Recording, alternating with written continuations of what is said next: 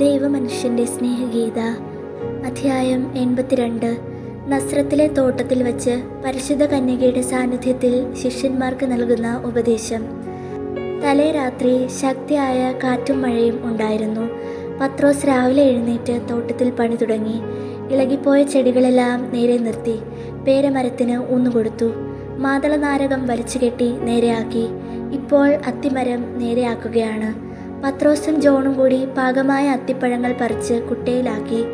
ഈശോ വന്ന് അമ്മയോട് ചോദിക്കുന്നു, ഇന്നലെ വീണ ആലിപ്പഴവും കാറ്റും അമ്മയുടെ പൂക്കളെല്ലാം നശിപ്പിച്ചുവോ? മേരി എന്തെങ്കിലും പറയുന്നതിന് മുമ്പ് പത്രോസ് പറയുന്നു, കുഴപ്പമൊന്നും ഉണ്ടായില്ല, ശിഖരങ്ങളെല്ലാം വളഞ്ഞും തിരിഞ്ഞും പോയി, അത്രയുള്ളൂ. ഈശോ ചിരിച്ചുകൊണ്ട് പറഞ്ഞു, ഒരു കർഷകൻ്റെ വിവേകം നീ കാട്ടുന്നു. അത് നോക്കിക്കൊണ്ട് നിന്നെ പ്രശംസിക്കാൻ മാത്രമേ കഴിയൂ. മേരി പുതിയതായി ചുട്ടെടുത്ത ചെറിയ വട്ടത്തിലുള്ള റൊട്ടികൾ കൊണ്ടുവന്നു. പത്രോസ് പിച്ചാത്തി കൊണ്ട് റൊട്ടി മുറിച്ച് അകത്ത് അത്തിപ്പഴം വെച്ച് എല്ലാവർക്കും കൊടുക്കുന്നു. അടുക്കളത്തോട്ടത്തിലിരുന്ന് എല്ലാവരും അത് ഭക്ഷിക്കുന്നു.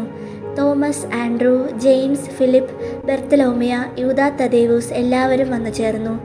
ഈശോ പറഞ്ഞു, നമുക്കെല്ലാവർക്കും ഇവിടെ ഒന്നിച്ച് താമസിക്കാം. ഈശോ സാവധാനം സംസാരിച്ചു തുടങ്ങി. അപ്പോസ്തലന്മാരുടെ സംഘത്തെ ഞാൻ എന്തിനോടാണ് ഉപമിക്കുക? നിങ്ങൾ മഞ്ഞുകാലത്തെ ഭൂമി പോലെയാണ്, ഒന്നും വിളയാതെ വിജനമായി കിടക്കുന്ന ഭൂമി. എന്നാൽ വിതയ്ക്കുന്നവൻ ഈ പാടത്തുകൂടി നടന്ന് വിത്ത് വിതച്ച് കഴിഞ്ഞു. കിളയ്ക്കുന്നവൻ നിങ്ങളുടെ അടുത്ത് വന്ന് മരത്തിന് ചുറ്റുമുള്ള മണ്ണ് കിളച്ച് ഇളക്കി കഴിഞ്ഞു. മണ്ണിളക്കിയിട്ടാൽ മേഘത്തിൽ നിന്നും വായുവിൽ നിന്നും വേരുകൾക്ക് പോഷകാഹാരം ലഭിക്കും. മരം കായ്ക്കാൻ ഇത് ആവശ്യമാണ്. ദൈവത്തിന് വേണ്ടിയുള്ള ജോലിയിൽ ഫലം പുറപ്പെടുവിക്കാൻ നിങ്ങൾ തയ്യാറായതുകൊണ്ട് നിങ്ങളിൽ വിത്ത് വിതച്ചു, നിങ്ങളെ കിളച്ചു മറിച്ചു. അപ്പോസ്തലന്മാരെ പരിശീലിപ്പിക്കുന്നത് മരങ്ങളെ വളച്ചൊടിക്കാൻ പോകുന്ന കൊടുങ്കാറ്റ് പോലെയാണ്. ലക്ഷ്യബോധമില്ലാത്ത അക്രമം പോലെ തോന്നും. എന്നാൽ ഇന്നലത്തെ കൊടുങ്കാറ്റ് എന്തുമാത്രം ഉപകാരം ചെയ്തുവെന്ന് നോക്കുവിൻ. വായു കുറെ കൂടി ശുദ്ധമായി, അന്തരീക്ഷത്തിൽ കുറെ കൂടി കുളിർമയുണ്ട്, പൊടി അടങ്ങി, ഉഷ്ണം ശമിച്ചു. ഇന്നലെ പ്രകാശിച്ച സൂര്യൻ തന്നെയാണ് ഇന്നും ആകാശത്ത് ജ്വലിച്ചു നിൽക്കുന്നത്. പക്ഷേ ഇന്ന് നമുക്ക് ഇന്നലത്തെ അത്ര ചൂട് തോന്നുന്നില്ല.